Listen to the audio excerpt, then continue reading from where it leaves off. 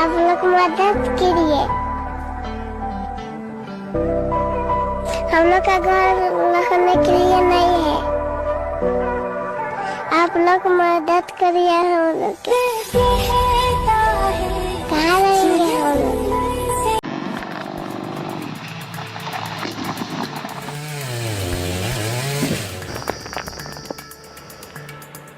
चलो चलो बाकी चलो जी। जमीन को उखाड़ना बंद करो, बंद करो, बंद करो।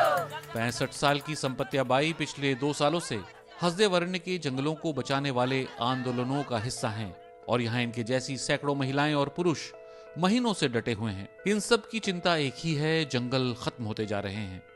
हमरा वो हम जंगल नहीं काटे दियन, जंगल काटे चली दियन। पहले हम काट ले तो जंगल काट भी, पेड़ काट भी। एक दशक से स्थानीय आदिवासी हसदे वरण्य में हो रहे खनन का विरोध कर रहे हैं। अगर हम विरोध नहीं करेंगे तो मान लीजिए पूरा इधर हसदो का जो जंगल है ना वो खत्म हो जाएगा। और हम लोग यही चाहते हैं कि हम अब जितना कटा जितना हुआ हो गया, अब हम नहीं देना चाहते हैं। हसदे वरण्य को मध्य भारत का फेफड़ा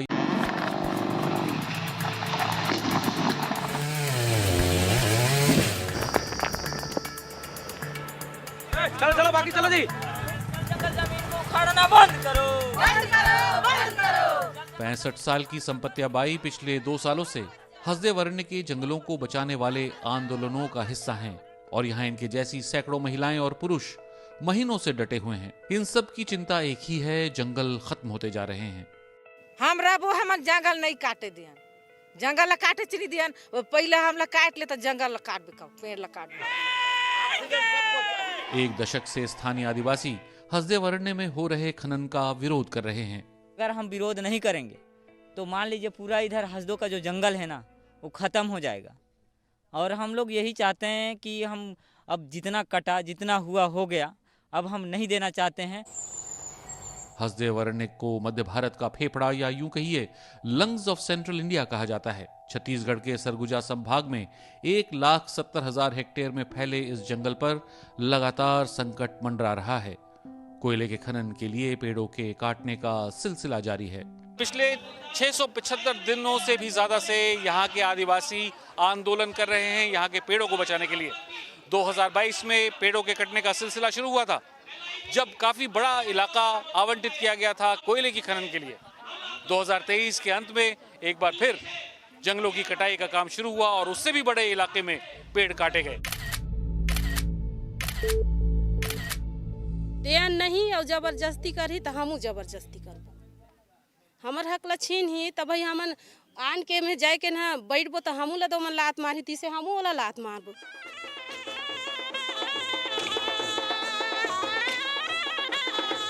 यहाँ के बाशिंदों के लिए जंगल ही जीवन है और वो कहते हैं कि जंगल गया तो न सिर्फ आजीविका पर असर पड़ेगा बल्कि उनकी संस्कृति, परंपरा सब खतरे में पड़ जाएगी। और खदानों के खुलते वक्त जो वायदे किए गए थे वो आज तक पूरे नहीं किए गए।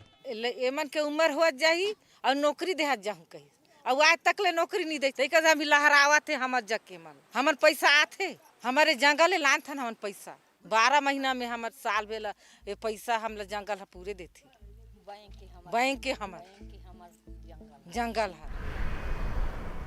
बीते साल छत्तीसगढ़ विधानसभा में हसदे वरण्य में खनन रोकने के लिए सर्वसम्मति से प्रस्ताव पारित किया गया था। हसदे वरण्य बचाओ संघर्ष समिति के कार्यकर्ता राज्य के दोनों प्रमुख राजनीतिक दलों की भूमिका पर सवाल उठा रहे हैं। ये जो पूरा खनन प्रक्रिया है, ये ग्राम सभाओं के विरोध को दरकिनार किया जा रहा है, संवैधानिक विरोध को दरकिनार किया जा रहा है। कोई भी विधिवत ग्राम सभाओं की सहमति इस खनन परियोजना के लिए नहीं है। ये खनन परियोजना छत्तीसगढ़ विधानसभा के संकल्प की भी अवमानना है। दरअसल इस इलाके में कोयले के कुल 23 ब्लॉक हैं, जिनमें फिलहाल परसा एंड ईस्ट कांता बासन कोयला परियोजना के फेज 1 और फेज 2 में खनन का काम चल रहा है। ये परियोजना राजस्थान सरकार के विद्युत उत्पादन निगम की है। एक पेड़ काटने का इसमें 10 पेड़ लगाने पड़े। 4 लाख पेड़ तो उत्पादन निगम लगवा चुका है यहाँ पर, और वो सारे के सारे पेड़ बड़े पेड़ों में डेवलप होकर के आप कोई भी जाकर मीडिया वाला देख सकता है वहाँ पर। और कम से कम 39 लाख पेड़ हम इनके साथ में वन जो फॉरेस्ट डिपार्टमेंट छत्तीसगढ़ उनके साथ मिलकर के लगवा चुका। वहीं छत्तीसगढ़ सरकार का कहना है कि विकास के लिए कोयला बहुत जरूरी है। जहाँ भी इंडस्ट्री लगते हैं, बड़े प्रोजेक्ट लगते हैं, तो स्वाभाविक है कि कुछ बेदखल होते हैं, लोगों को विस्थापन का दंश झेलना पड़ता है। रही बात कि आज हसदेव वाले जो बात कर रहे हैं, उसमें मुझे नहीं लगता कि वहाँ स्थानीय लोगों का बहुत ज़्यादा विरोध है। स्थानीय लोग का विरोध कम है, कुछ लोग इसमें जानबूझ करके अपना कुछ राजनीति कर रहे हैं। खदानों से कोयला निकालने के लिए रह रहकर विस्फोट किए जाते हैं, जिससे आसपास के घरों को भी नुकसान पहुंचता है। ब्लास्टिंग करते तो घर मन हिलते, खपरा मन हिलते, गिरते खपरा मन जमीन में। खतरा सिर्फ यहीं तक सीमित नहीं है। सूचना सूचना सूचना, 9 नग जंगली हाथी का दल आपके नजदीकी वाले जंगल में है। जंगलों के कटने की वजह से हाथियों का आतंक रिहायशी इलाकों में बढ़ा है। जंगल को उजाड़ दे रहे हैं काट के, तो बस्ती तरफ इधर आके हम लोग को आतंक मचाए हुए हैं, घर उड़ को तोड़ते हैं, आदमी को जो मिलता है उसको भी कुचल जाते हैं हाथी। 2011 की कैबिनेट कमेटी की एक रिपोर्ट में कहा गया है कि भारत में 3.6 लाख मिलियन टन कोयले के भंडार मौजूद हैं। इसमें से हसदेव अरण्य में सिर्फ 5500 मिलियन टन भंडार ही मौजूद हैं, यानी सिर्फ 1.6%।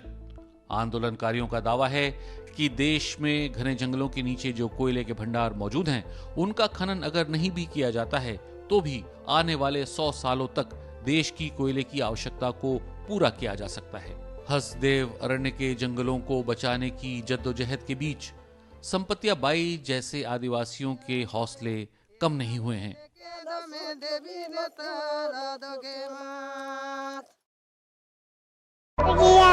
आप लोग मदद करिए, हम लोग का घर रहने के लिए नहीं है,